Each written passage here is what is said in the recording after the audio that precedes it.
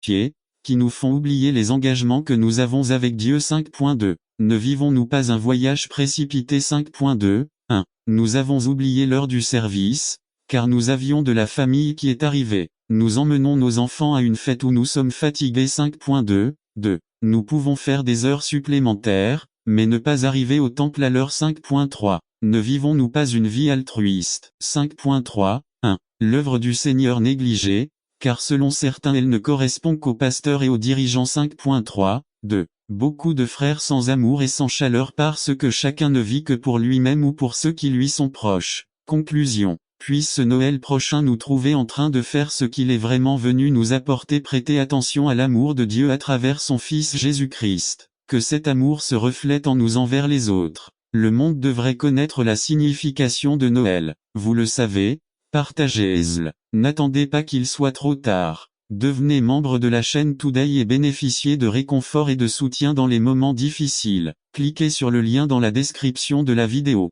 Tu après 09, 20, 24 pages de No está le jour del reino de Dios su Marie. Salvation by Loros et Hernandez. No está le jour del reino de Dios. Marcos 12, 34-34. Jésus entonce, viendo que había respondido sabiamente, le dijo, no está le jour del reino de Dieu. Et personne n'a osé demander. Introduction. Le salut est pour tous. Nous pouvons tous être sauvés. Cela n'exclut personne. C'est les plus pécheurs d'eux. Le salut est gratuit. Ce n'est pas par les œuvres. Ce n'est pas par vos sacrifices. C'est par le sacrifice de Jésus. Nous ne sommes pas loin du salut. Nous connaissons le message du salut. Nous avons expérimenté l'amour de Dieu. Nous vivons selon les principes et les valeurs bibliques. Le salut est perdu pour beaucoup. Nous ne voulons pas nous renier. Il nous est difficile de quitter le monde. Nous oublions que le Christ fait de nous plus que des conquérants. Conclusion. N'attendez pas qu'il soit trop tard. Devenez membre de la chaîne Today et bénéficiez de réconfort et de soutien dans les moments difficiles. Cliquez sur le lien dans la description de la vidéo. Mardi 9 avril 2024. Page 1. Que voulez-vous? Résumé. Que désirons-nous devant Dieu? Par Loros et Hernandez. Rencontre avec Dieu. Acte 20-22. Maintenant, voici, je suis lié en esprit et je m'en vais à Jérusalem. Sans savoir ce crainte de Dieu est un concept difficile à comprendre, car tout au long de la Bible, on nous dit ne craignez pas. En fait, ce commandement apparaît 189 fois dans la Bible. Mais en même temps, les Écritures nous disent, craignez Dieu. Nous devons donc comprendre qu'il existe une crainte saine de Dieu et qu'il existe une crainte malsaine. Lis que la Bible nous enseigne sur la crainte de Dieu. Craignez Dieu, mais n'ayez pas peur de lui. Cela peut sembler contradictoire, mais dans la Bible, le mot peur est utilisé de deux manières. Le mot peur est utilisé dans le sens où nous pensons généralement à la peur. Avoir peur et avoir peur de quelque chose ou de quelqu'un, mais le contexte le plus courant du mot peur dans la Bible est une idée de respect. C'est ce qu'on appelle la crainte. L'amour de Dieu suscite une peur effrayée. Luc 12, 4-5-4. Je vous le dis, mes amis, ne craignez pas ceux qui tuent le corps et qui ensuite ne peuvent plus faire. 5. Je vais plutôt vous apprendre qui vous devez craindre. Craignez celui qui, après avoir tué, a le pouvoir de les jeter en enfer. Oui, je vous le dis, la crainte respectueuse de Dieu tandis que l'amour de Dieu supprime notre sentiment de crainte de Dieu. L'amour de Dieu dépend de vous. Devriez le craindre. Nive. N'attendez pas qu'il soit trop tard. Devenez membre de la chaîne aujourd'hui et obtenez du réconfort et du soutien dans les moments difficiles. Cliquez sur le lien dans la description vidéo. Mardi 9 avril 2024. Page 3. Avec lui, comme un père aimant. Craignez Dieu, mais n'ayez peur de rien d'autre. À vous, mes amis, je dis cela. Craignez ceux qui tuent le corps mais ne peuvent ensuite pas faire plus. 5. Je vais plutôt vous apprendre qui vous devez craindre. Craignez celui qui, après avoir tué, a le pouvoir de vous jeter en enfer. Oui, je vous assure que vous devriez le craindre. LSG. Lorsque vous aurez une crainte respectueuse de Dieu et que vous réaliserez sa puissance et sa force, vous réaliserez que vous n'avez rien d'autre à craindre. C'est pourquoi il est important que nous parlions de la crainte de Dieu avant de parler de toute autre peur. Toute peur émotionnelle que nous éprouvons est le résultat direct du fait que nous ne craignons pas Dieu. Conclusion. Lorsque vous avez une crainte respectueuse de Dieu et que vous avez une confiance totale en Jésus-Christ, vous acquérez le droit de comprendre la peur. Je crains Dieu pour son amour inconditionnel envers moi, il m'a choisi, et c'est pour cela que je ne crains le rejet d'aucun être humain. J'ai une crainte respectueuse de Dieu, car il ne me quittera jamais ni ne m'abandonnera, donc je n'ai pas peur d'être seul.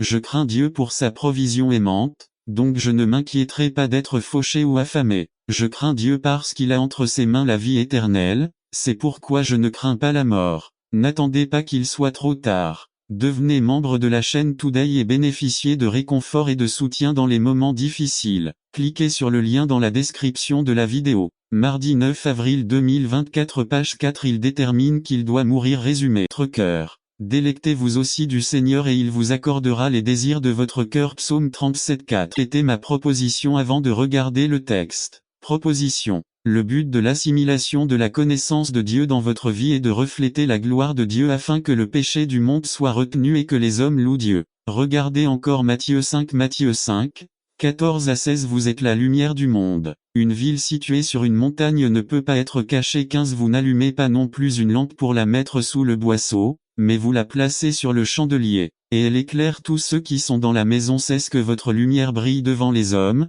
afin qu'ils voient vos bonnes œuvres et glorifient vos leçons de l'école du sabbat. Peut être que nous nous sentons trop paresseux pour assister aux offices pendant la semaine. Quand tout cela est la règle de notre vie, on éteint la lumière. Notre lumière placée sur un chandelier met sur le chandelier, et éclairer tous ceux qui sont à la maison. Matthieu 5:15. Dans les maisons modestes, le chandelier était généralement un support en terre cuite. Dans d'autres cas, la lampe était placée sur une étagère murale ou sur le poteau central en pierre ou en bois, qui servait à soutenir le plafond. Nos bonnes œuvres témoignent de ce que Jésus a fait dans nos vies. Ayant été appelés à la lumière, nous reflétons cette lumière comme la lune reflète la lumière du soleil. Nous devons faire pour les autres ce que Jésus a fait pour nous. Vivre avec sainteté sert à refléter la lumière du Seigneur. Le monde doit réaliser que nous sommes là. Illustration. Notre récompense éternelle reflétera la quantité de gloire de Dieu que nous permettons de briller à travers nous. C'est comme un lustre comportant de nombreuses ampoules, certaines de 25 watts, d'autres de 50 watts et d'autres de 100 watts. La lumière des ampoules contribue ensemble à l'éclairage de la pièce. Il en sera ainsi au paradis, mais certains d'entre nous ne contribueront qu'à hauteur de 25 watts, d'autres de 50 watts et d'autres encore de 100 watts. Dans quelle mesure voulez-vous briller à travers la lumière de Dieu? Veillez donc à ce que la lumière qui est en vous ne devienne pas ténèbres. Luc 11:35. La lumière noire comprend les rayons ultraviolets et les rayons infrarouges. Les deux types de rayons ne sont pas perceptibles à l'œil nu mais ils existent. Les rayons ultraviolets peuvent être nocifs pour les humains car ils peuvent provoquer des brûlures et des cancers de la peau. De nombreuses substances se comportent différemment lorsqu'elles sont exposées à la lumière ultraviolette ou lorsqu'elles sont exposées à la lumière visible. Par exemple, certains minéraux. N'attendez pas qu'il soit trop tard. Devenez membre de la chaîne Today et bénéficiez de réconfort et de soutien dans les moments difficiles. Cliquez sur le lien dans la description de la vidéo. Mardi 9 avril 2024. Les colorants page 3, les vitamines, les huiles naturelles et autres produits deviennent fluorescents en présence de lumière ultraviolette. C'est à dire qu'ils semblent briller. Les molécules de ces substances absorbent le rayonnement ultraviolet invisible, acquièrent de l'énergie et libèrent l'excès d'énergie en émettant de la lumière visible. Un autre exemple est le verre à vitre, qui est transparent à la lumière visible mais opaque à une large gamme de rayons. 1 Thess 5, 27. Apocalypse 1:3 Offrande exemple 35-29. 2, 16, 17. Rome, 15, 26 Méditation Psaume 19, 14, 104, 34. N'attendez pas qu'il soit trop tard. Devenez membre de la chaîne Today et bénéficiez de réconfort et de soutien dans les moments difficiles. Cliquez sur le lien dans la description de la vidéo. Mardi 9 avril 2024 page 3 Repas du Seigneur 1 Cor 11, 23 à 26 Actes de prédication 5, 42 Tous ces éléments ont été offerts au vrai Dieu, Jésus-Christ, le Tout-Puissant. Heb 9 19 à 22 2. Votre confusion peut concerner si vous aimez ou non une personne. Comment pouvez-vous être une bénédiction pour votre famille quand vous ne savez plus si vous aimez votre mari? Jeunes, réfléchissez bien à qui vous rejoignez, car il y a des mots dans le futur lorsque vous vous sentez confus entre l'amour de votre partenaire et celui d'une autre personne. Tout comme Israël, confus entre le vrai Dieu et les Baalim, ainsi il y a des mariages. Quatrième condition et jure. Comme l'Éternel vit dans la vérité, dans le jugement et dans la justice, NKJVR les serments du peuple étaient dans le nom des Baalim. B. Jurer que Jéhovah vit revient à reconnaître que les Baals sont des dieux morts. C. Jurer que Jéhovah est la vérité implique que les Baals sont un mensonge et un mensonge. D. Jurer que Jéhovah est justice implique que les Baals ne peuvent pas faire ce qui suit. 1. Ils ne peuvent pas faire preuve de miséricorde. 2. Ils ne peuvent pas être porteurs de justice puisqu'ils ont déjà fait preuve de déficience et de péché. 2. Alors vous pourrez jurer par mon nom avec vérité, justice et droiture. Dieu parle aujourd'hui. Conclusion. A. Les conditions pour être une bénédiction. A. La lumière du Nouveau Testament. B. 21. Par conséquent, si quelqu'un se purifie de ces choses, il sera un instrument d'honneur, sanctifié, utile au Seigneur, et prêt à tout. Bon travail. 22. Fuyez aussi les passions de la jeunesse, et recherchez la justice, la foi, l'amour et la paix, avec ceux qui invoquent le Seigneur d'un cœur pur. 23. Mais rejette les questions insensées et insensées, sachant qu'elles engendrent des querelles. 24. Car le serviteur du Seigneur ne doit pas être querelleur, mais bon envers tout, capable d'enseigner, patient. 25. Qu'il corrige avec douceur ceux qui s'opposent à lui, au cas où Dieu leur accorderait la repentance pour connaître la vérité. 26. Et échapper au piège du diable dans lequel ils sont retenus captifs à sa volonté. 2 Tim 2, 21 à 26. 1 JN 1, 7. Ces résultats si nous faisons ce que le Seigneur instructure. 1. Mon nom sera un motif de bénédiction et de louange pour les nations. 2. Alors les nations seront bénies en lui, et en lui elles se glorifieront. NKJV 3. Alors toutes les nations me loueront, et je les bénirai. CEV. N'attendez pas qu'il soit trop tard. Devenez membre de la chaîne Today et bénéficiez de réconfort et de soutien dans les moments difficiles. Cliquez sur le lien dans la description. Dieu ne force pas la conscience de l'être humain, il veut que nous choisissions nous-mêmes, mais il mentionne d'abord la bénédiction et nous conseille de choisir la vie. Il y a un témoin sur terre et au ciel, l'échelle que Jacob a 10 dans une série d'études bibliques pour donner de l'importance au sabbat. Les évangélistes l'utilisent dans leurs diapositives pour montrer l'importance du 4e commandement. 1. Bien que nous considérions que le sabbat a sa place sacrée et jouera un rôle important dans les événements finaux de ce monde et qu'il est vrai que quiconque enfreint un commandement est blâmé par tous, le contexte dans lequel Jacques a dit les mots suivants ne fait pas référence au sabbat, Jacques 2,10. Car quiconque observe toute la loi mais commet une offense sur un seul point c'est qu'il l'a rendu coupable de tous deux.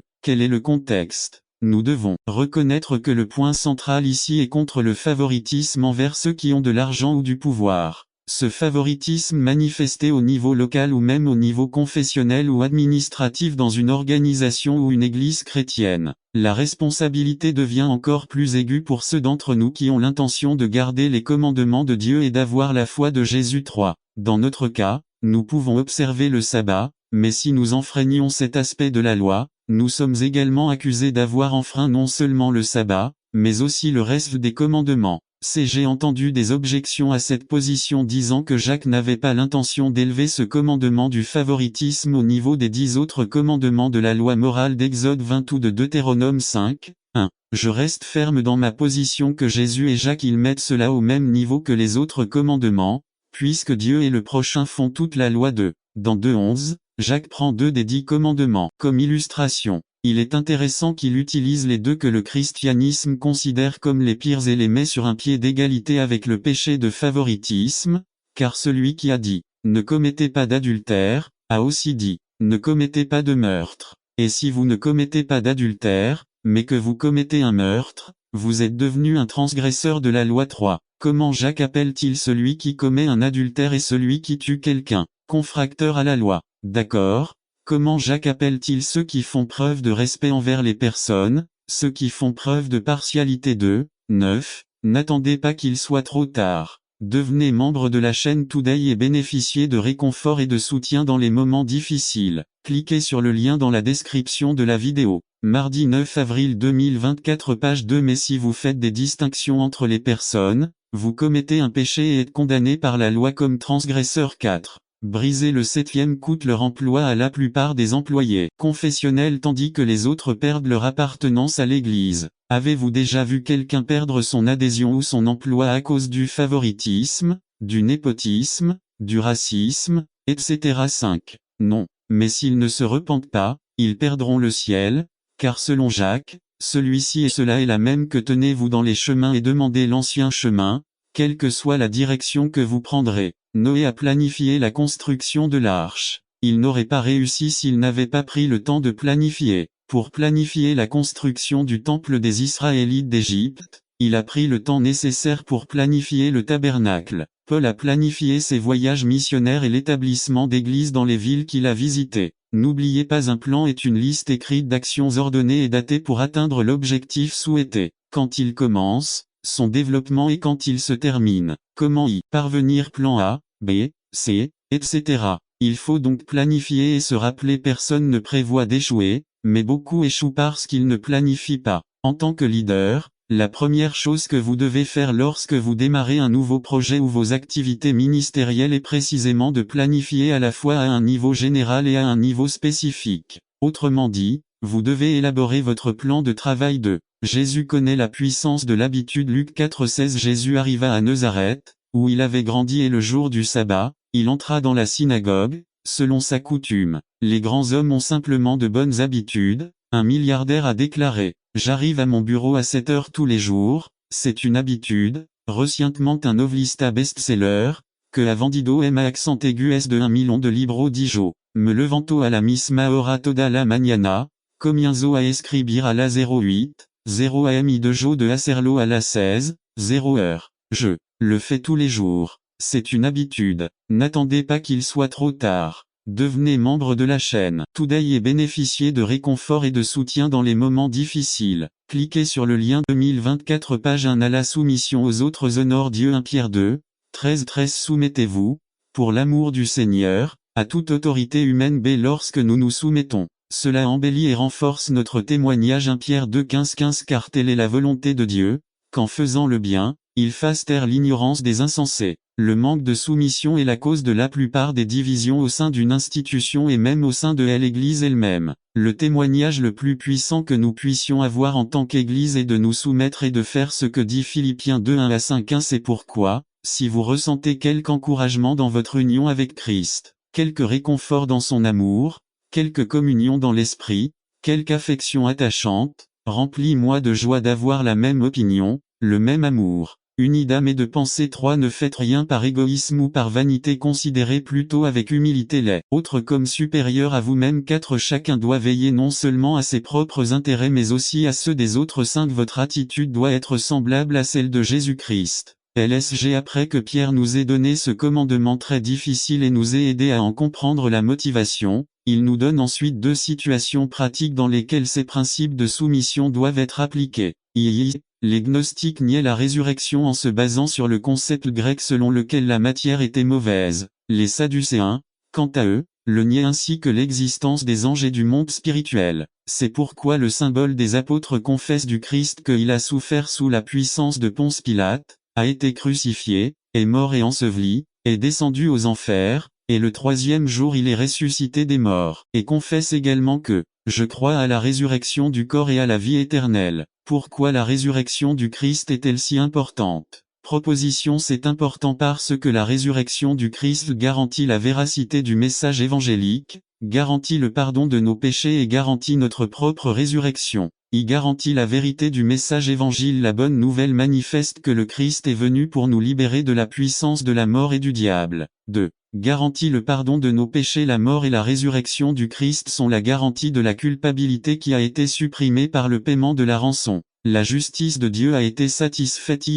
Garantit notre propre résurrection. L'espérance chrétienne est que la mort n'est pas la dernière étape. Nous savons qu'alors vient la vie éternelle, une vie de qualité avec Christ. La vraie vie, nous voulons y être, car nous avons confiance et considérons qu'il vaut mieux être absent du corps et être présent devant le Seigneur. Saint Paul. Or, la plus grande espérance du croyant n'est pas seulement d'être au ciel avec le Christ mais d'y être corps et âme. Cela n'est possible que si nos corps sont ressuscités. La foi chrétienne valorise le corps physique. Ceci est contraire à l'enseignement de la philosophie grecque qui influence encore aujourd'hui notre façon de penser. N'attendez pas qu'il soit trop tard. Devenez membre de la chaîne Today et bénéficiez de réconfort et de soutien dans les moments difficiles. Cliquez sur le lien dans la description de la vidéo. Mardi 9 avril 2024 page 1. Rappelons-nous que l'importance du corps se manifeste dans le fait que le Christ lui-même est devenu un homme et devenu chair. Non seulement cela, mais il est ressuscité des morts dans un corps. Le Christ est venu pour sauver nos âmes, mais aussi pour racheter nos corps. C'est pourquoi l'apôtre Paul nous dit que notre résurrection est indissociable de la résurrection du Christ. 15, 20. Mais maintenant, Christ est ressuscité des morts, comme les prémices de ceux qui se sont endormis. La résurrection du Christ est appelée les prémices. Il fait référence à la coutume d'offrir à Dieu les prémices de la récolte, du vin, de l'huile, etc. Cela nous dit que Christ est notre représentant dans la résurrection. Certes, beaucoup ont été ressuscités avant lui, Lazare, fille de Jaïru, fils de la veuve, mais ici nous trouvons que le Christ est le premier d'une moisson. La résurrection finale, parce que Christ est ressuscité, nous pouvons être sûrs que nous ressusciterons également. Quand est-ce que toute cette résurrection aura lieu? Ce sera avant le jugement final. Les justes et les injustes ressusciteront d'entre les morts. Le prophète Daniel 12:2 et beaucoup de ceux qui dorment dans la poussière de la terre se réveilleront. Les impuruels est en discussion dans plusieurs pays. Il y a davantage de corruption et d'impunité, crimes sexuels, pédophilie, parmi les prêtres, etc. 4. Notre texte est issu de l'histoire d'un roi qui cherchait à trouver satisfaction dans la bonne vie. Il fit une expérience pour découvrir s'il y avait quelque chose dans ce monde qui pourrait vraiment satisfaire son âme. N'attendez pas qu'il soit trop tard. Devenez membre de la chaîne Today et bénéficiez de réconfort et de soutien dans les moments difficiles. Cliquez sur le lien dans la description de la vidéo. 9 mars, avril 2024, page 1-5. Les gens recherchent désespérément le vrai sens de la vie pour en profiter. Il n'y a rien de mal. Je crois que c'est un désir légitime de l'être humain de vivre pleinement sa vie en compagnie des êtres qu'il aime. Mais il semble intéressant que depuis plus de 6000 ans que l'homme est sur Terre, il ne l'a pas trouvé. Il pense l'avoir trouvé, mais il suffit de parcourir les pages d'un journal pour se rendre compte qu'il a fait cette recherche au mauvais endroit. 6. Dans le passage d'aujourd'hui, nous remarquerons les 4 endroits les plus courants où les gens d'aujourd'hui, tout comme les gens du temps de Salomon, qui a écrit ce livre, recherchent le but de leur vie. Mais tout comme les gens du temps de Salomon, les gens regardent au mauvais endroit. Premièrement, le sens de cette vie il ne se trouve pas dans ce que ont ses croyances. 12-18 à Salomon a poursuivi une recherche de la sagesse humaine sous le soleil sur cette terre. Il a examiné la sagesse qui n'inclut pas Dieu et a découvert qu'il s'agissait d'une affliction de l'esprit. Vers 17 il a également découvert que cela provoquait de l'inconfort et de la douleur. Vers 18b la connaissance n'est pas mauvaise. Les gens doivent être prêts à exercer une profession ou un commerce de manière efficace. Mais la recherche de la connaissance et de la vérité dans les choses ne comble pas le vide intérieur. La science et la foi partagent un point commun: toute vraie connaissance vient de Dieu, puisque Dieu est la source de toute vérité. Mais beaucoup de gens qui ont acquis beaucoup de connaissances se sont sentis supérieurs même à Dieu et l'ont ignoré, ou l'ont simplement retiré de leur vie. C'est philosophie humaine. C'est important, mais de nombreux courants ont mis Dieu de côté. Un très célèbre Nietzsche disait en son temps que Dieu était mort et que le surhomme était né. Dès la religion apparaît également comme la source du sens à cette vie. Il y a beaucoup de religieux, beaucoup de gens qui se considèrent fidèles à leurs croyances sans se soucier de vérifier si ce qu'ils croient est vrai, simplement parce qu'ils l'ont reçu de leurs parents. Salomon, un homme sage, intelligent, connaissant beaucoup de choses, a fini par être déçu. Continuons nos recherches. Si ce n'est pas dans la connaissance, où est la source de tout bonheur? Salomon nous dit que cela ne se trouve pas dans ce que l'on profite le plaisir de. 3,10 à Salomon a essayé de trouver le sens de la vie dans les plaisirs de ce monde, et a trouvé que c'était de la vanité. Il a utilisé sa richesse et son influence pour obtenir tout ce qui attirait ses yeux. Je n'ai refusé à mes yeux tout ce qu'ils désiraient, et je n'ai refusé aucun plaisir à mes pieds, car il est au service de Dieu de rendre la justice et de punir le malfaiteur. Dieu a donné au gouvernement le droit et la responsabilité de protéger ses citoyens. Ainsi, en tant que chrétiens et avec un cœur reconnaissant pour la miséricorde de Dieu, puissions-nous ne pas prononcer des mots de haine et de colère face aux crimes du 11 septembre, mais plutôt élever la voix dans la prière et l'amour. Prions pour que notre gouvernement et le président Bush agissent avec sagesse. Prions pour Oussama Ben Laden et tous les terroristes afin qu'ils se repentent et trouvent le pardon en Jésus-Christ, car Dieu veut que nous le lui demandions pour ceux qui nous persécutent, et aussi que nous parlions avec amour à tout le monde, même à ceux qui nous traitent mal, à ceux qui parlent en mal de nous et à ceux qui nous détestent. Ce n'est pas facile, c'est un combat, une bataille, une guerre. Par nature, nous avons envie de dire, ce n'est pas juste, mais par la miséricorde de Dieu, puissions-nous vaincre le mal par le bien, la haine par l'amour, et puissions-nous le faire 24 heures sur 24, 24 heures sur 24, 7 jours sur 7. Parce qu'être chrétien n'est pas un engagement seulement pour le dimanche, mais c'est la lutte pour montrer de l'amour tout au long de notre vie 24 heures sur 24, 7 jours sur 7. Amen. N'attendez pas qu'il soit trop tard. Devenez membre de la chaîne Today et bénéficiez de réconfort et de soutien dans les moments difficiles. Cliquez sur le lien dans la description de la vidéo. Mercredi 10 avril 2024 page 3 Il n'y a que deux chemins résumé. Dans le voyage de l'homme vers l'éternité, il n'y a que deux chemins, celui qui mène à la destruction éternelle en enfer et celui qui mène à la vie éternelle au ciel. Par Andrew Schroe. Avez-vous entendu parler d'un artiste nommé Diego Rivera? C'est un peintre mexicain célèbre pour les grandes peintures murales qu'il a peintes au début du siècle dernier. Il est particulièrement connu pour certaines peintures murales traitant de l'histoire mexicaine.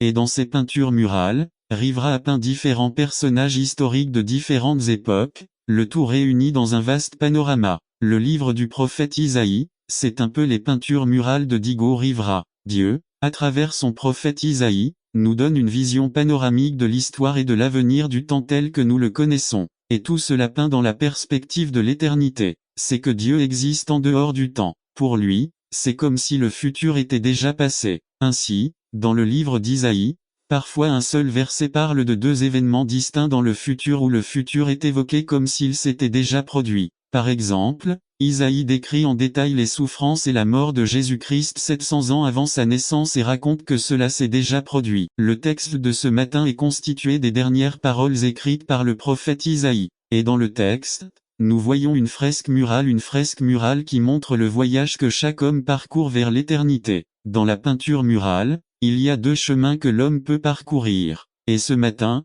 nous allons parler de ces deux chemins, le chemin qui mène à la destruction. Une verge. Et il lui dit, jetez-le par terre. Et il le jeta par terre, et il devint un serpent et Moïse s'enfuit. Alors l'Éternel dit à Moïse, étends ta main et prends-la par la queue. Et il étendit la main et la prit, et elle devint un bâton dans sa main. C'est pourquoi ils croiront que Jéhovah, le Dieu de vos pères, le Dieu d'Abraham, le Dieu d'Isaac et le Dieu de Jacob, vous est apparu. Et le Seigneur lui dit encore, maintenant, mets ta main dans ton sein. Et il mit la main dans son sein. Et quand il le retira, voici, sa main était lépreuse comme la neige. Et il dit, mets encore ta main dans ton sein et il remit sa main dans son sein. Et quand il le retira du sein, voici, il était devenu comme une autre chair. Exode 4:2. À cette introduction, nous sommes au seuil d'une année, d'une décennie, d'un siècle et d'un nouveau millénaire.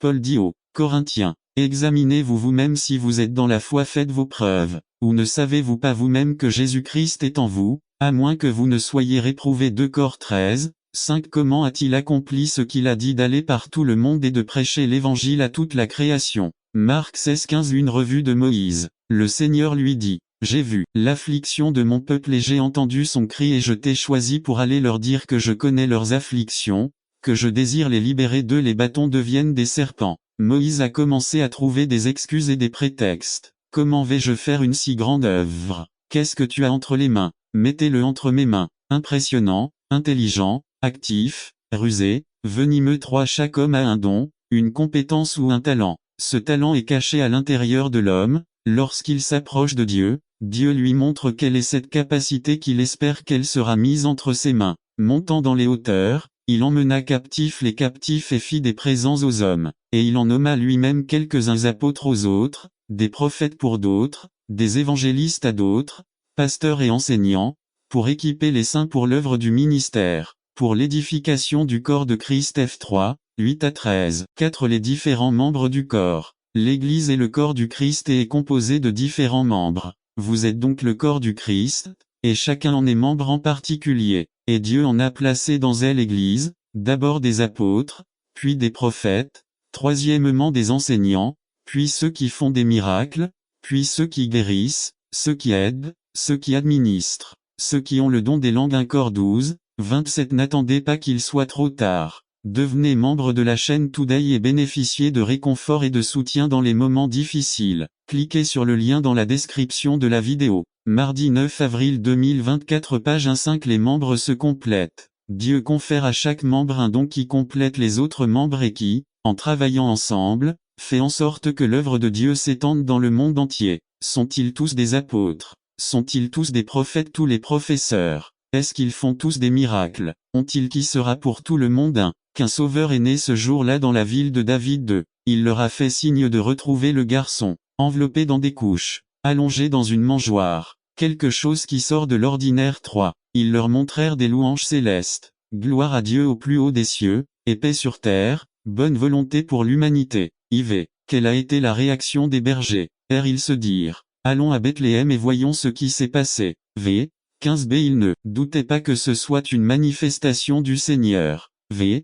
15. N'attendez pas qu'il soit trop tard. Devenez membre de la chaîne Today et bénéficiez de réconfort et de soutien dans les moments difficiles. Cliquez sur le lien dans la description de la vidéo. Mardi 9 avril 2024, page 2c. Ils arrivèrent rapidement et trouvèrent Marie et Joseph, ainsi que l'enfant couché dans la crèche. D. Ils ont fait savoir ce qu'on leur avait dit au sujet de l'enfant. V. 17. Ils retournèrent à leur bureau glorifiant et louant Dieu. Conclusion. Je vous invite à vous joindre à la mission de l'Église pour continuer à faire connaître la bonne nouvelle à tous. Vous identifiez-vous aux pasteurs, aux gens humbles et ordinaires, ou souhaitez-vous continuer à vous identifier à une génération hautaine et fière? Venez à Jésus-Christ. Dieu s'oppose aux orgueilleux mais donne grâce aux humbles. Humiliez-vous donc sous la puissante main de Dieu, afin qu'il vous élève au temps voulu. 1 Pierre 5:5 à 6. N'attendez pas qu'il soit trop tard. Devenez membre de la chaîne Today et bénéficiez de réconfort et de soutien dans les moments difficiles. Cliquez sur le lien dans la description de la vidéo. Mardi 9 avril 2024, page 3. Vous souhaitez vivre une année prospère.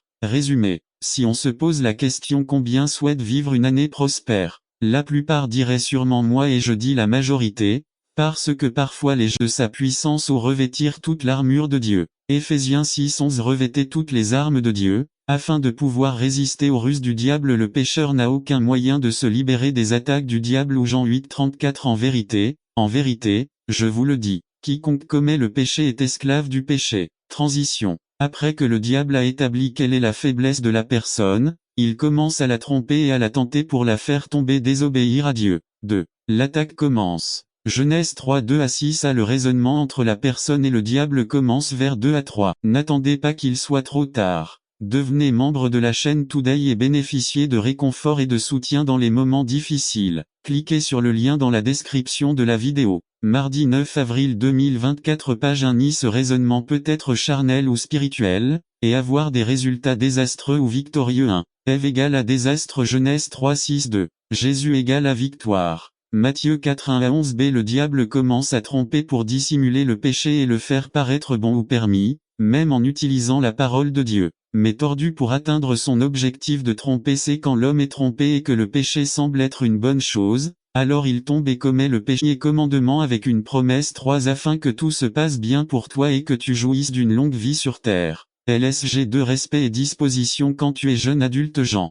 2:1 à 11. Le troisième jour, il y eut des noces à Cana en Galilée, et la mère de Jésus était là. 2. Jésus et ses disciples avaient également été invités aux noces. 3. Quand le vin fut épuisé, la mère de Jésus lui dit: ils n'ont plus de 24 femmes, qu'est-ce que ça a à voir avec moi? Jésus répondit: mon heure n'est pas encore venue. 5. Sa mère dit aux serviteurs: faites tout ce qu'il vous dira. 6. Il y avait là 6 jarres de pierre, celles dont se servaient les Juifs lors de leur cérémonie de purification. Chacun contenait une centaine de litres. 7. Jésus dit aux serviteurs: remplissez les jarres d'eau. Et les serviteurs les remplissaient à ras-bord. 8. Maintenant, prenez-en un, et ne se laisse pas contaminer par ces mêmes valeurs. La façon de ne pas être contaminé est de vivre une vie de service aux défavorisés et à ceux qui vivent séparés de Dieu. 3. Pour éviter d'être contaminé par le monde, on parvient à ne pas vivre avec le système de valeurs contaminées qui s'oppose à la volonté de Dieu, le système qui méprise les pauvres. Pour Santiago, ceux qui ne s'impliquent pas dans des œuvres de charité vivent comme le monde. 4.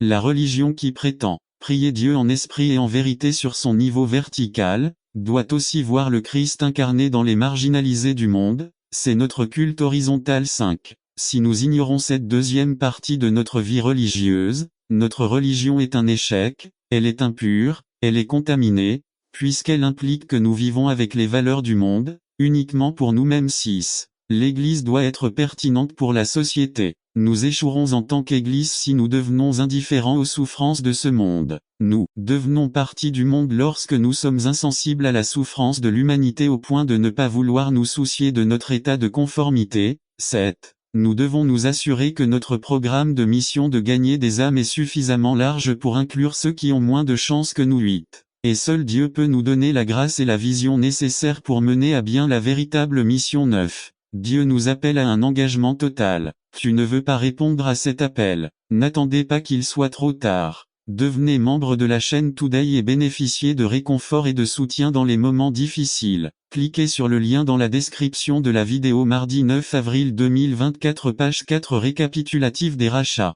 Racheté. Es-tu, par Gary Huckabee un sermon pour vous un ministère d'évangélisation de Huckabee le sermon actuel racheté. Par l'évangéliste Gary Huckabee nos versets de texte sont aujourd'hui tels que vous les suivez. Galates 3, 13. Christ nous a rachetés de la malédiction de la loi, pour être devenu malédiction pour nous car il est écrit, maudit est quiconque est pendu au bois 1 Pierre 1 18 à 19, parce qu'il sait qu'il n'a pas été racheté par des choses corruptibles, quand il s'agissait d'argent et d'or, de la vaine conversation reçue par la tradition de ses pères mais par le travers sa parole. F5, 14 C'est pourquoi il dit, réveillez-vous, vous qui dormez, et levez-vous d'entre les morts, et Christ vous éclairera à cause de sa désobéissance. Jonas a impliqué d'autres personnes, non seulement sa vie était en danger, mais maintenant tout l'équipage était menacé de mort. Lorsque nous désobéissons, non seulement nos vies sont en jeu mais aussi celles des autres, que ce soit directement ou indirectement.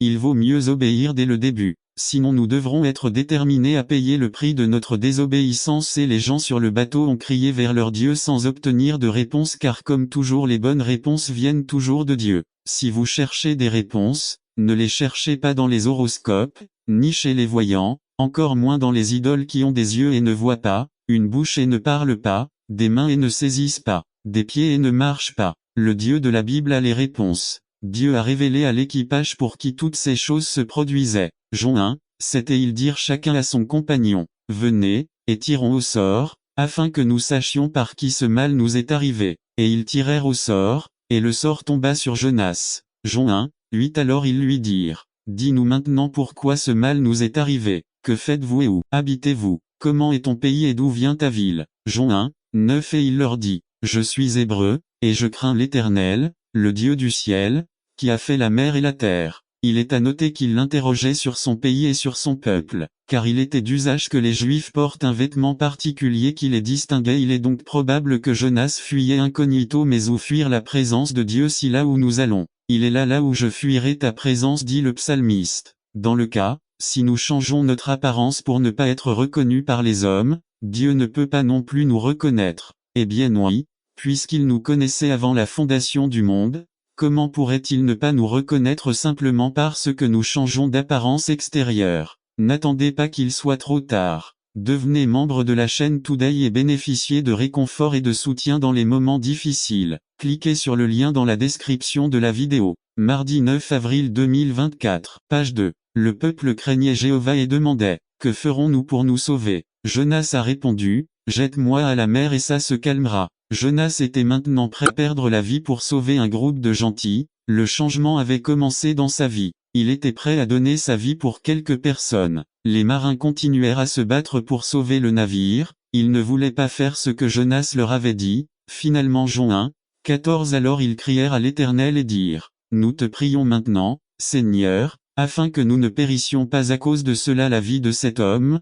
ni verser sur nous le sang innocent car toi, Jéhovah, tu as fait ce que tu voulais. Et ils obéirent avec crainte et humilité. 2. La désobéissance apportait de l'angoisse. Dans l'angoisse, l'espoir est né. Dieu avait préparé le moment et le lieu pour 35 Quand les enfants d'Israël virent que la peau de son visage brillait, Moïse remit le voile sur son visage, jusqu'à ce qu'il entre pour parler avec l'Éternel. 3 Ce n'était que temporaire. 2 Corps 3, 7 Qui devait périr, c'est la gloire du Nouveau Testament invue en Jésus-Christ. N'attendez pas qu'il soit trop tard. Devenez membre de la chaîne Today et bénéficiez de réconfort et de soutien dans les moments difficiles. Cliquez sur le lien dans la description de la vidéo. Mardi 9 avril 2024 Page 1 Jin 1, 1414 Et la parole s'est faite chair et a habité parmi nous, et nous avons vu sa gloire, comme la gloire du Fils unique du Père, pleine de grâce et de vérité, partagée à l'Église par Jésus. Christ Jean 17 22 Je leur ai donné la gloire que tu m'as donnée,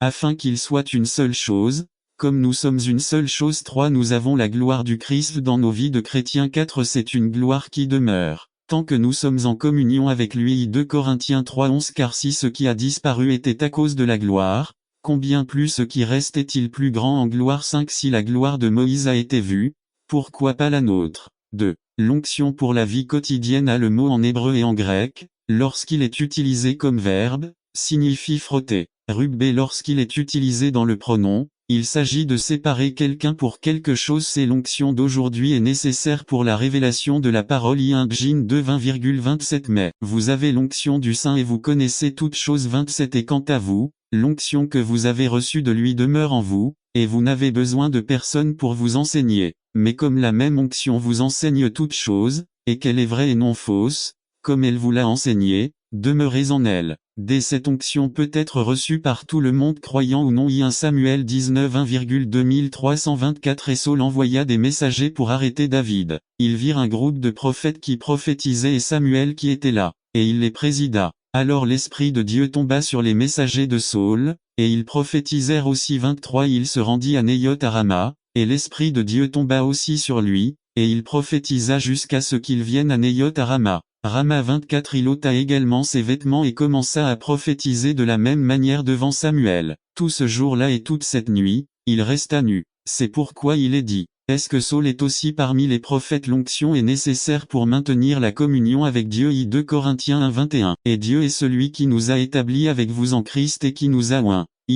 La présence est essentielle pour rester dans sa volonté. En tant qu'enfant de Dieu, nous devons désirer la présence de Dieu, afin que je puisse vous connaître et trouver grâce à vos yeux. Lui dit, ma présence t'accompagnera et je te donnerai du repos. 15 Et il répondit, si ta présence ne m'accompagne pas, ne nous fais pas sortir d'ici. 20 Il dit encore, toi ne pourras pas voir mon visage, car aucun homme ne me verra et ne restera en vie. B Nous avons le privilège d'entrer en sa présence pour nous reposer. N'attendez pas qu'il soit trop. 2 Timothée 4 6 à 8 Nous devons vivre une vie 100% dédiée au Christ et à ses desseins. N'attendez pas qu'il soit trop tard. Devenez membre de la chaîne Today et bénéficiez de réconfort et de soutien dans les moments difficiles. Cliquez sur le lien dans la description de la vidéo. Mardi 9 avril 2024 Page 4 Le danger des libertins résumé. Nous avons la liberté en Christ de vivre selon ses desseins. Par Brian Smith New Beard Bible Church Brian Smith 23 mars 2003. Le danger des libertins Philippiens 3 17 à 21 Le danger des libertins Introduction.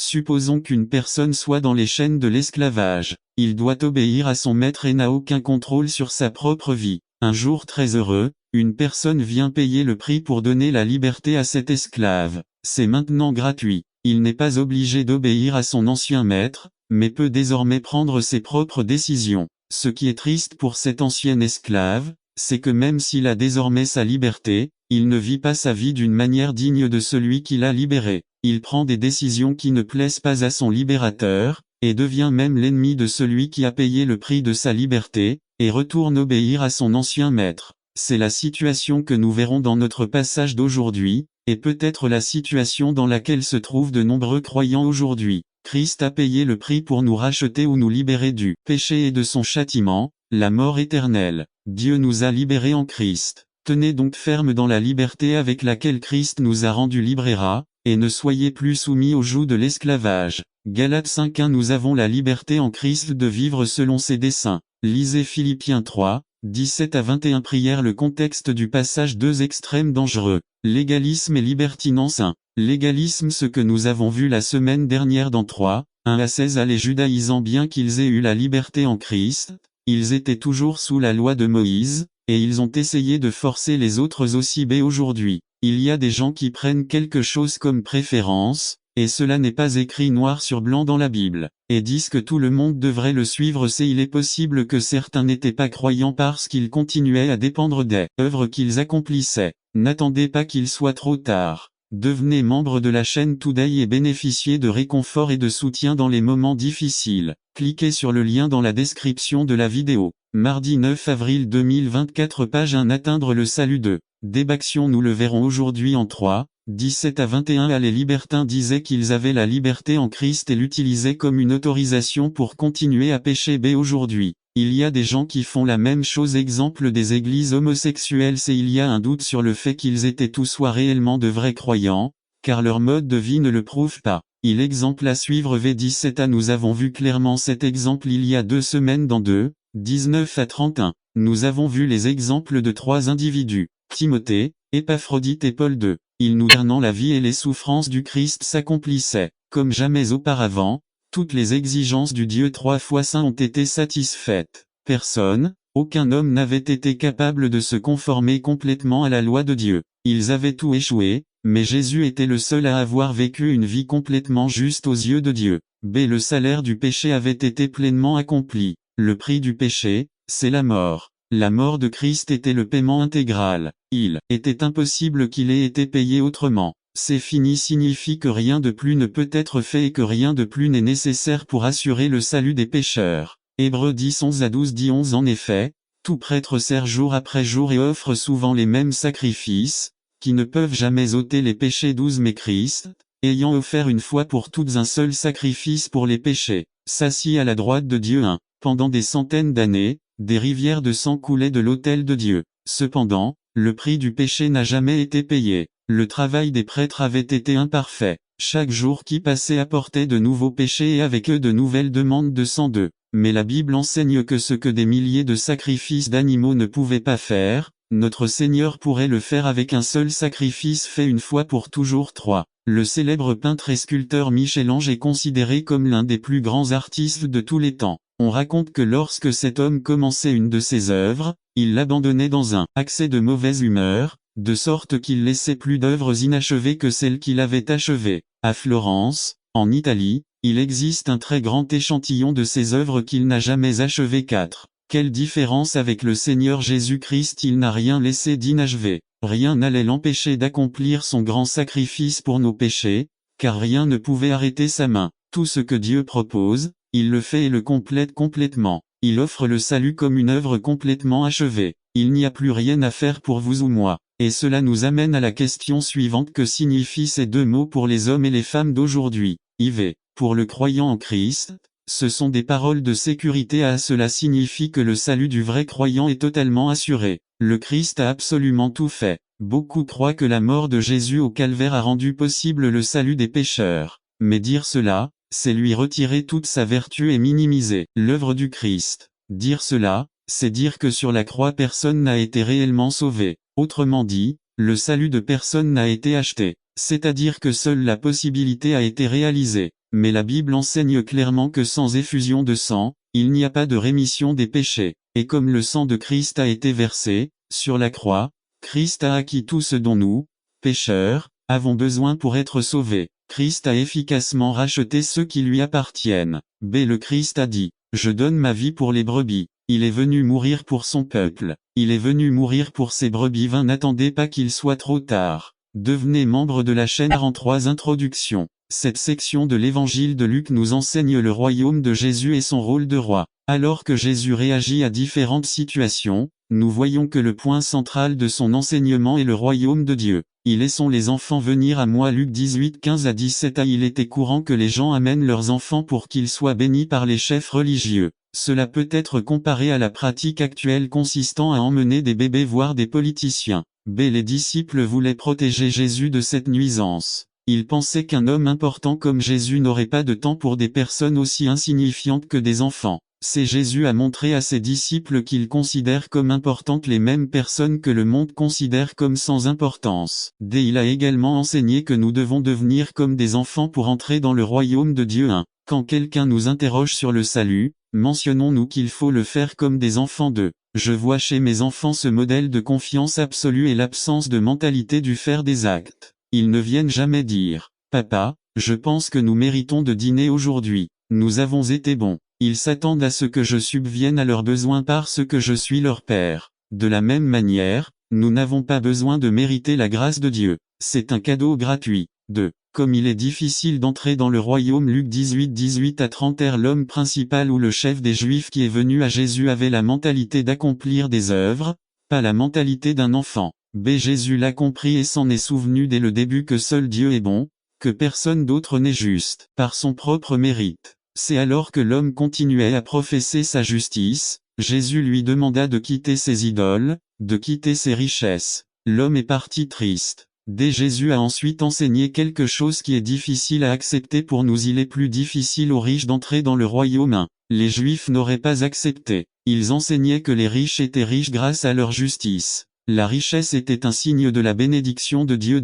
Nous cherchons à adoucir les paroles de Jésus. Nous avons enseigné que le trou d'une aiguille était une porte à Jérusalem ou qu'il s'agissait d'un canal très étroit. Mais si vous regardez le verset 27, Jésus dit que c'est quelque chose d'impossible, pas quelque chose de difficile. Il faut prendre ce qu'il a dit tel qu'il l'a dit. N'attendez pas qu'il soit trop tard. Devenez membre de la chaîne Today et bénéficiez de réconfort et de soutien dans les moments difficiles. Cliquez sur le lien dans la description de la vidéo. Mardi 9 avril 2024 page 1-3. Nous devons avertir les gens que les richesses nous rendent difficile l'entrée dans le royaume. Oui, on peut chercher Dieu et trouver des richesses. Mais vous ne pouvez pas chercher les richesses et trouver Dieu. Au moins, ce n'est pas facile du tout. Nous devons nous rappeler que nous aussi ne pouvons pas entrer dans le royaume sans l'aide de Dieu. Riches, pauvres, sages, insensés, nous avons tout besoin de l'aide de Dieu pour entrer dans le royaume. Nous devons nous rappeler qu'il existe des bénédictions terrestres pour ceux qui font le sacrifice à l'humanité et dans la pureté de la vie personnelle d'eux. Il est parfaitement possible qu'une église se laisse emporter par la beauté de ses bâtiments et la splendeur de sa liturgie, et ne laisse ni temps ni argent pour le service chrétien pratique. William Barclay, la lettre de Jacques et Pierre. Ref. Et Philadelphia. De Daily Study Bible Série, 1976, 61, 3. Ni James ni Barclay ne nous disent qu'une liturgie bien conçue et un temple bien organisé sont intrinsèquement mauvais ou déplacés dans le culte de Dieu, mais comme Barclay l'ajoute, toute adoration est vide et sans valeur à moins que les gens ne sortent de cet endroit pour aimer Dieu en aimant leurs semblables. Page 62-4. L'enseignement selon lequel la religion extérieure et les rites de culte formels sont vains s'il manque de soins et de préoccupations pour les nécessiteux, n'est pas une invention de Jacques. 5. Des prophètes comme Isaïe, Michée, Amos, Osée et Zacharie semblent têtus à l'égard du concept de n'attendez pas qu'il soit trop tard. Devenez membre de la chaîne Today et bénéficiez de réconfort et de soutien dans les moments difficiles. Cliquez sur le lien dans la description de la vidéo. Mardi 9 avril 2024 page 1. Défense des impuissants, notamment à l'égard des veuves et des orphelins. 2. L'Ancien Testament et la religion pure à le prophète Isaïe. Isaïe commence son livre par une attaque contre les dirigeants de Jérusalem, les qualifiant de dirigeants de Sodome et de peuple de Gomorrhe. Indice. Cela nous rappelle les paroles de Jésus aux pharisiens couvés de vipères. Mt 3,71. Il leur fait comprendre que Dieu ne prend aucun plaisir dans leurs sacrifices et offrandes 11 à 12, dans leurs jours de fête 13 à 14, ni même dans leurs prières lors de telles occasions de culte 15-2. Au lieu de cela, il les implore de laver. Vous, purifiez-vous, éloignez de mes yeux le mal de vos actions. Arrêtez de faire le mal. Apprenez à faire le bien, recherchez le bien, réprimandez l'oppresseur, défendez l'orphelin, protégez la veuve. 16 à 17-3. Plus loin dans le même livre, Isaïe soutient que le véritable jeûne consiste à desserrer les liens de l'impiété, à donner la liberté aux opprimés, à partager le pain avec ceux qui ont faim, à fournir un abri aux sans abri et à vêtir ceux qui sont nus. 58 6 à 7. B. Le prophète Michée, un autre prophète contemporain d'Isaïe au 8e siècle avant J.C., s'est fait écho au même sentiment. Pour Michée, Dieu n'est pas tellement intéressé par les sacrifices et autres dons rituels. Qu'est-ce que Dieu exige? Seulement, pratique la justice, aime la miséricorde et marche humblement avec ton Dieu. 6-8. C'est le prophète Amos. Il utilise un langage encore plus fort. Amos cite Dieu disant, « Je déteste, je rejette vos festivités, et vos assemblées festives ne me sentent pas bon. Même si vous m'offrez vos holocaustes et vos offrandes de légumes, je ne les accepterai pas et je ne regarderai pas non plus vos sacrifices pacifiques des animaux gras. Éloigne de moi le bruit de tes chants, car je n'entendrai pas le chant de tes instruments. 5-20 et la tranquillité totale sont des illusions humaines. Nous en aurons toujours la preuve. Jésus avait déjà prévenu. Vous aurez des difficultés dans le monde. B. Le mot traduit par épreuve dans nos Bibles est le mot grec pérasmo. Ce même mot est traduit ailleurs par tentation. 1. Lorsque le mot pérasmo apparaît, le contexte détermine s'il fait référence à des tribulations externes épreuves ou à des désirs internes tentation. 2. Jacques donne deux sens à ce mot au début de sa lettre. Pérasmo est traduit par test en 1-2 tandis qu'en 1-13 à 15, le même mot est traduit par tentation. C'est dès le début de sa lettre. Pérasmo fait référence aux diverses épreuves externes sous toutes leurs formes qui affligent chacun. La communauté à laquelle Jacques écrit présentait des signes d'adversité sociale et économique. 27-2 à 6-5-4 Maladie 5-14 à 16. Relations interpersonnelles brisées entre les membres de la communauté chrétienne. 4-1 à 12-2. Les tests d'aujourd'hui incluent des problèmes, le manque d'emploi, des problèmes conjugaux et familiaux, des maladies graves, une crise financière, des désaccords entre frères et sœurs. Les épreuves peuvent être tout ce qui nous apporte des larmes, de la douleur et de l'insomnie. 3. Jacques commence par nous proposer quelque chose qui, à première vue, semble dénué de sens. Comptez comme une joie lorsque vous rencontrez diverses épreuves. 1, 2, 4. Si les paroles de James vous dérangent, remarquez d'abord comment il fait référence à ses lecteurs. Mes frères, il y a de la chaleur dans ses paroles. Il y a une affinité avec ceux qui lisent votre lettre. 5. Mes frères indiquent l'unité et la coexistence qu'il ressent avec ses lecteurs. Santiago comprend son expérience.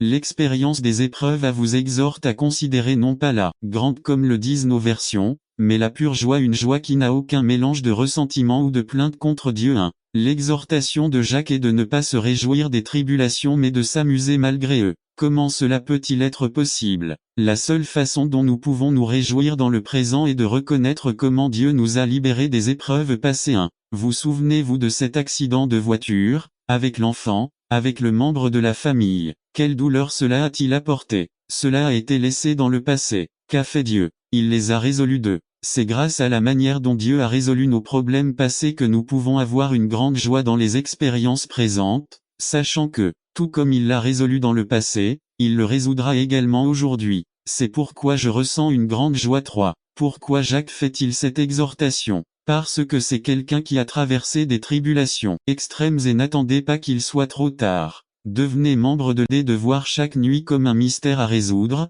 J'ai décidé de voir chaque jour comme une nouvelle opportunité d'être heureux. Ce jour-là, j'ai découvert que mon seul rival n'était rien d'autre que mes propres faiblesses et que c'était la seule et la meilleure manière de m'améliorer. Ce jour-là, j'ai arrêté d'avoir peur de perdre et j'ai commencé à craindre de ne pas gagner. J'ai découvert celui qui en avait reçu 2 en gagna encore 2. 18 Mais celui qui en avait reçu 1 alla creuser la terre et cacha l'argent de son maître. 19 Longtemps après, le maître de ses serviteurs vint régler leur compte avec eux. 20 Et celui qui avait reçu 5 talents vint et apporta 5 autres talents, disant, Seigneur, tu m'as donné 5 talents. Voilà, j'ai gagné 5 talents supplémentaires grâce à eux. 21 Et son maître lui dit, c'est bien, bon et fidèle serviteur. Tu as été fidèle en peu de choses, je te confierai beaucoup de choses. Entre dans la joie de ton Seigneur. 22 Celui qui avait reçu 2 talents vint aussi et dit, Seigneur, tu m'as donné 2 talents, et voilà, j'ai gagné 2 talents supplémentaires grâce à eux. 23 Son maître lui dit,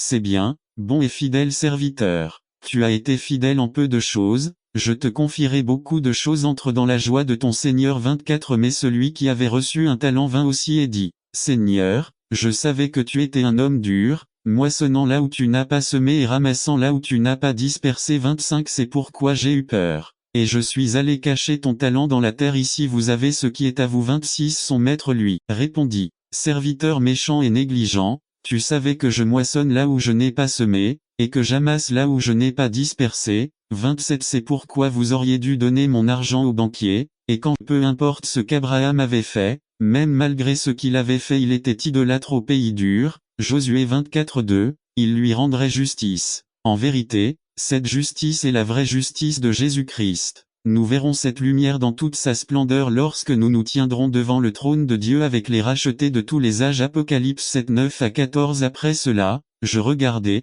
et, voici, une grande multitude que personne ne pouvait compter, de toute nation et tribu et peuple et langue, debout devant le trône et en présence de l'agneau, vêtus de robes blancs et avec des paumes dans les mains. 10 Et ils crièrent d'une voix forte, disant, le salut appartient à notre Dieu qui est assis sur le trône, et à l'agneau. 11 Et tous les anges se tenaient autour du trône, et autour des anciens, et autour des 4 êtres vivants, et ils tombèrent la face contre terre devant le trône, et adorèrent Dieu, 12 en disant, Amen. La bénédiction, la gloire, la sagesse, les actions de grâce, l'honneur et la puissance seront pour notre Dieu pour toujours et à jamais. Amen. 13 Alors l'un des anciens parla, me disant, ceux qui sont vêtus de robes blanches, qui sont-ils et d'où viennent-ils? 14 Je lui ai dit, Seigneur, tu sais. Et il me dit, ce sont ceux qui sont sortis de la grande tribulation, qui ont lavé leurs robes et les ont blanchis dans le sang de l'agneau. Alors, quelle est l'essence de cette lumière? La lumière est la justice même de Jésus-Christ.